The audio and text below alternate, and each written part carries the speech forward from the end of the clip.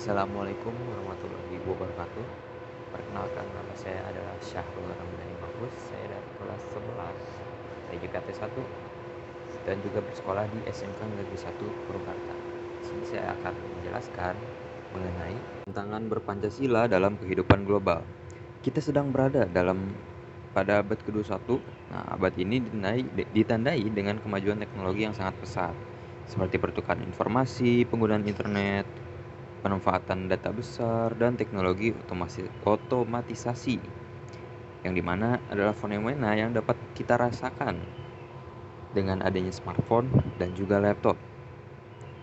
Nah, smartphone dan laptop juga ditambah dengan jaringan internet dapat membawa kita seperti berkomunikasi dan berinteraksi dengan orang lain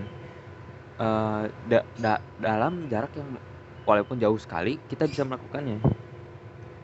Kalau 30 tahun yang lalu mungkin itu gak bisa dilakukan nih, susah, karena tidak semua orang dapat mendapatkan suatu privilege seperti itu.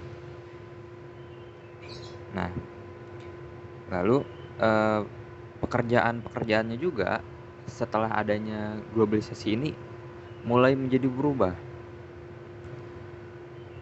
mulai digantikan dengan teknologi ataupun robot. Nah, lalu apa nih tantangan globalisasi dalam berpancasila? Yang pertama ada tantangan ideologi.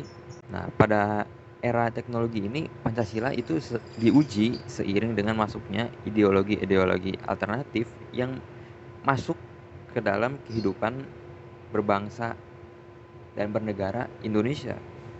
Padahal Pancasila adalah ideologi negara yang harus dipatuhi dan menjadi pemersatu bangsa. Nah, lalu gimana kalau ideologi-ideologi ini masuk ke Indonesia yang padahal sudah berpancasila? Ada beberapa ideologi yang mulai masuk ke dalam sendi-sendi kehidupan berbangsa dan bernegara kita, yang dimana satu adalah radikalisme, ekstremisme, dan juga terorisme. Kata radikalisme seringkali diidentikan dengan ekstremisme. Ekstremisme kekerasan adalah pilihan sadar untuk menggunakan kekerasan atau untuk mendukung penggunaan kekerasan demi meraih keuntungan politik, agama, dan ideologi. Ekstremisme kekerasan juga dapat dimaknai sebagai sokongan, perlibatan diri, dan penyiapan atau paling tidak dukungan terhadap kekerasan yang dimotivasi dan dibenarkan secara ideologis untuk meraih tujuan-tujuan sosial, ekonomi, dan juga politik. Sementara itu, terorisme dalam Undang-Undang Nomor 15 Tahun 2003 didefinisikan sebagai penggunaan kekerasan atau ancaman kekerasan yang menimbulkan situasi teror atau rasa takut terhadap orang secara meluas dan menimbulkan korban yang bersifat massal dengan cara merampas harta benda orang lain, yang mengakibatkan kerusakan atau kehancuran objek-objek vital strategis, lingkungan hidup, fasilitas publik, dan fasilitas internasional. Nah, lalu ada juga tantangan lain, yaitu hoax dan juga post-truth. Salah satu dampak lain dari meningkat pesatnya teknologi informasi adalah banjirnya informasi.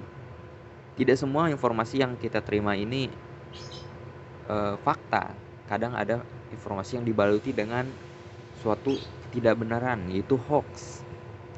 Informasi ini berseliweran di mana-mana, seperti di dalam media sosial dan sebagainya. Kita semua juga bisa menjadi produsen informasi karena kita juga bisa menyiarkan apa yang kita ketahui kepada publik luas melalui media sosial yang kita punya. Namun bagaimana jika yang menyebarkan itu adalah orang-orang yang jahat? Orang-orang yang ingin menciptakan kegaduhan. Karena dengan banjirnya informasi tersebut, kita dapat disuguhi dengan bermacam-macam informasi, baik yang penting ataupun yang tidak penting, baik yang kebenarannya valid ataupun yang tidak. Berada di dalam dunia teknologi informasi yang sangat pesat, ibarat kita berada dalam hutan belantara. Kita bisa menjumpai apapun, mulai dari yang kita butuhkan sampai hal-hal yang tidak kita butuhkan, mulai dari yang bermanfaat sampai hal yang juga berbahaya. Akibatnya kita sering kali kebingungan menentukan mana jalan keluar dan mana jalan yang menyesatkan. Lalu ada juga yang disebut dengan post-truth atau pasca kebenaran. Nah, dalam kamus Oxford, makna post-truth adalah dikaburkannya publik dari fakta-fakta objektif. Nah, post-truth ini adalah kondisi di mana fakta objektif tidak lagi memberikan pengaruh besar dalam membentuk opini publik, tapi ditentukan oleh sentimen dan juga kepercayaan. Dalam anggapan mereka, kebenaran itu adalah hal-hal yang disampaikan berulang-ulang, walaupun sebenarnya itu salah. Semisal nih ya, ketika seseorang membenci kelompok tertentu, berita tentang keburukan dan dari kelompok tertentu akan dianggap sebagai kebenaran. Gak peduli siapa yang ngebuat beritanya, dari mana sumbernya.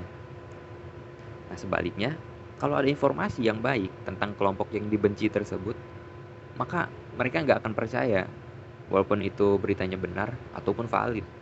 Lalu dampak yang lebih jauh dari hoax dan juga post-truth ini adalah masyarakat mudah diprovokasi, diadu domba, dihasut, dan ditanamkan benih kebencian melalui informasi palsu yang terus-menerus disampaikan sehingga dianggap sebagai kebenaran.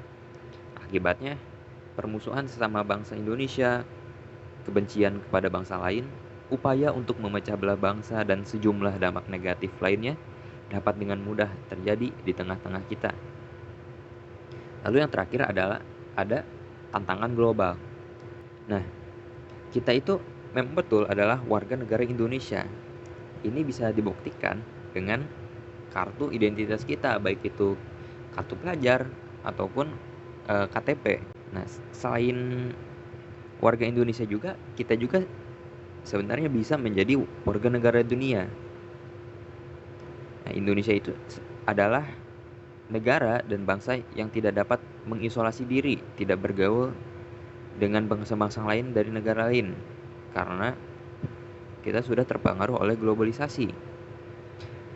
Terlebih lagi dengan bantuan teknologi informasi, batas-batas dari negara itu sudah menjadi tipis. Kita dapat mengetahui apa saja berita-berita yang ada di dunia internasional, ataupun kita dapat menggunakan bahasa internasional seperti bahasa Inggris.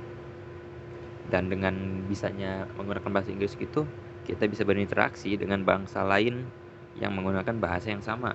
Tak hanya komunikasi juga, kita juga bersaing dengan bangsa lain. Persaingan ini juga bisa terjadi dalam bidang pekerjaan. Oleh karena itu, mencari pekerjaan di sini bisa menjadi hal yang mudah ataupun hal yang susah. Lalu untuk menghadapi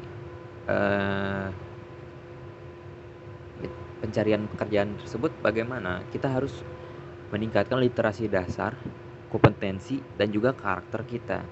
Kita harus selalu ingin tahu, selalu berinisiatif, selalu gigih, adaptif, dan juga memiliki rasa kepemimpinan, kepekaan sosial dan budaya, berpikir kritis, kreatif, komunikasi, kolaborasi, dan juga meningkatkan literasi dasar kita seperti